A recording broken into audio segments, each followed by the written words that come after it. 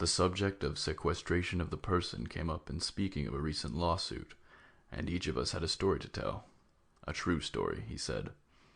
We had been spending the evening together at an old family mansion in the Rue de Grenelle, just a party of intimate friends.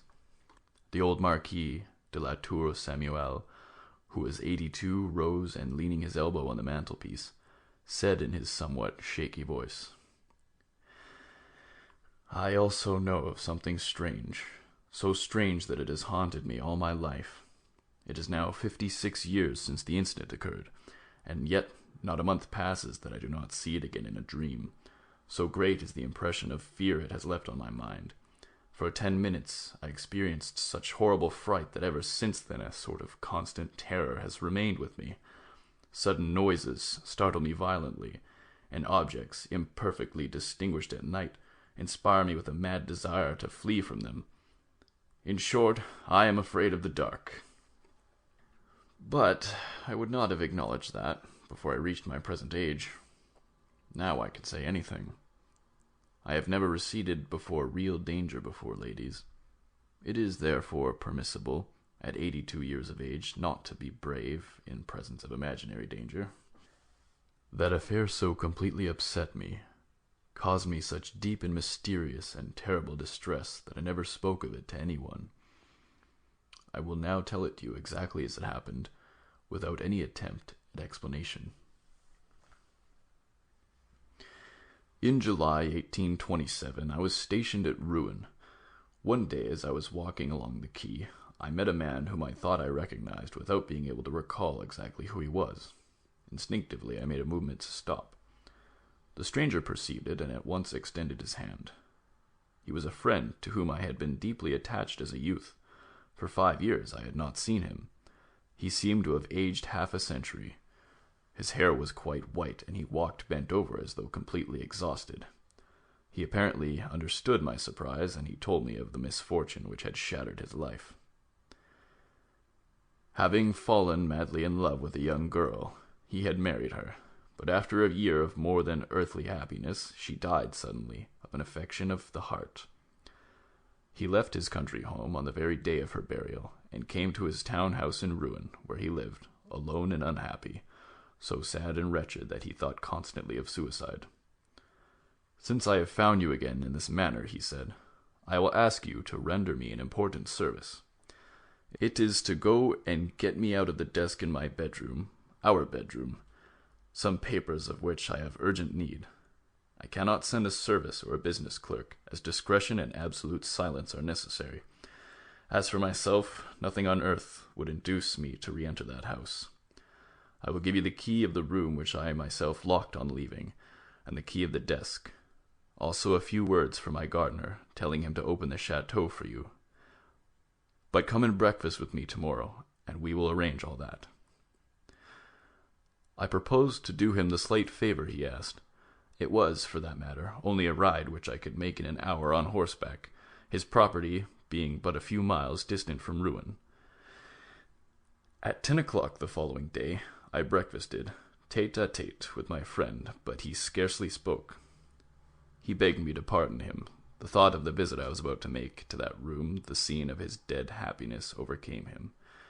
He said, he indeed seemed singularly agitated and preoccupied, as though undergoing some mysterious mental struggle. At length he explained to me exactly what I had to do. It was very simple. I must take 2 packages of letters and a roll of papers from the first right-hand drawer of the desk, of which I had the key. He added, "I need not beg you to refrain from glancing at them." I was wounded at that remark, and told him so, somewhat sharply. He stammered, "Forgive me, I suffer so," and tears came to his eyes. At about 1 o'clock, I took leave of him to accomplish my mission.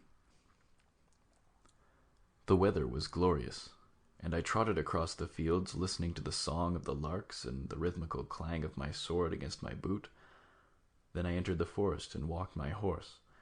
Branches of trees caressed my face, and as I passed, now and then I caught a leaf with my teeth and I chewed it, from sheer gladness of heart at being alive and vigorous on such a radiant day. As I approached the chateau, I took from my pocket the letter I had for the gardener, and was astonished at finding it sealed. I was so irritated that I was about to turn back without having fulfilled my promise, but reflected that I should thereby display undue susceptibility. My friend in his troubled condition might easily have fastened the envelope without noticing that he did so. The manor looked as if it had been abandoned for 20 years. The open gate was falling from its hinges, the walks were overgrown with grass, and the flower beds were no longer distinguishable. The noise I made by kicking at a shutter brought out an old man from a side door. He seemed stunned with astonishment at seeing me. On receiving my letter, he read it, reread it, turned it over and over, looked me up and down, put the paper in his pocket, and finally said, "Well, what is it you wish?" I replied shortly, "You ought to know, since you have just read your master's orders. I wish to enter the chateau." He seemed overcome. "Then you are going into her room." I began to lose patience. "Damn it, are you presuming to question me?" He stammered in confusion. "No, sir, but it has not been opened since the death. If you will be kind enough to wait 5 minutes, I will go and see if—" I interrupted him angrily. "See here, what do you mean by your tricks? You know very well you cannot enter the room, since here is the key." He no longer objected. "Then, sir, I will show you the way. Show me the staircase and leave me. I'll find my way without you." "But, sir, indeed—" This time I lost patience, and pushing him aside, went into the house. I first went through the kitchen, then 2 rooms occupied by this man and his wife. I then crossed a large hall, mounted a staircase, and recognized the door described by my friend. I easily opened it and entered the apartment. It was so dark that at first I could distinguish nothing. I stopped short, disagreeably affected by that disagreeable, musty odor of closed, unoccupied rooms. As my eyes slowly became accustomed to the darkness, I saw plainly enough a large and disordered bedroom, the bed without sheets, but still retaining its mattresses and pillows, on one of which was a deep impression, as though an elbow or a head had recently rested there. The chairs all seemed out of place. I noticed that a door, doubtless that of a closet, had remained half opened. I first went to the window, which I opened to let in the light, but the fastenings of the shutters had grown so rusty that I could not move them. I even tried to break them with my sword, but without success. As I was growing irritated over my useless efforts, and could now see fairly well in the semi-darkness, I gave up the hope of getting more light, and went over to the writing desk. I seated myself in an armchair, and letting down the lid of the desk, I opened the drawer designated. It was full to the top. I needed but 3 packages, which I knew how to recognize, and began searching for them.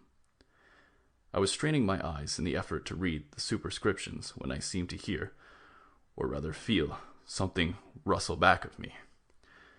I paid no attention, believing that a draught from the window was moving some drapery. But in a minute or so, another movement, almost imperceptible, sent a strangely disagreeable little shiver over my skin.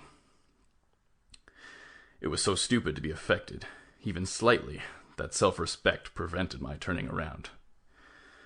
I had just found the 2nd package I needed, and was about to lay my hand on the 3rd, when a long and painful sigh, uttered just at my shoulder, made me bound like a madman from my seat, and land several feet off.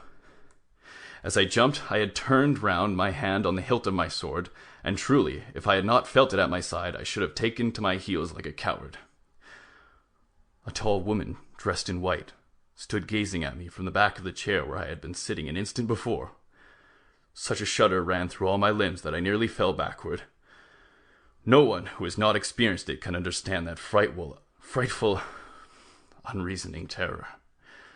The mind becomes vague, the heart ceases to beat, the entire body grows as limp as a sponge. I do not believe in ghosts. Nevertheless, I collapsed from a hideous dread of the dead, and I suffered. Oh, I suffered in a few moments more than in all the rest of my life from the irresistible terror of the supernatural. If she had not spoken, I should have died, perhaps, but she spoke. She spoke in a sweet, sad voice It set my nerves vibrating. I dare not say that I became master of myself and recovered my reason. No, I was terrified and scarcely knew what I was doing, but a certain innate pride, a remnant of soldierly instinct, made me, almost in spite of myself, maintain a bold front. She said, "Oh, sir, you can render me a great service."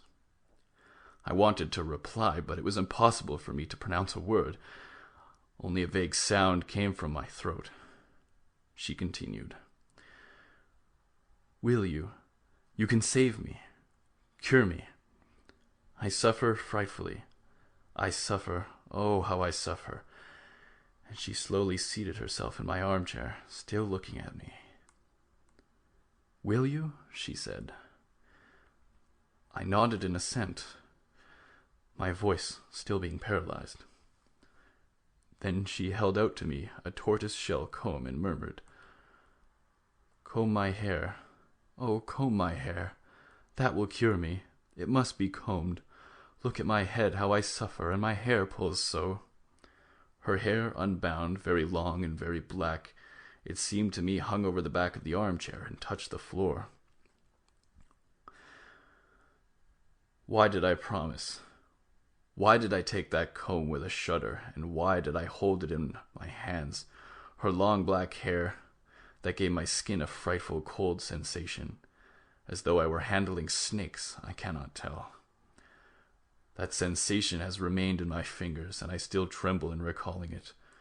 I combed her hair. I handled, I know not how, those icy locks. I twisted, knotted, and unknotted, and braided them. She sighed, bowed her head, seemed happy.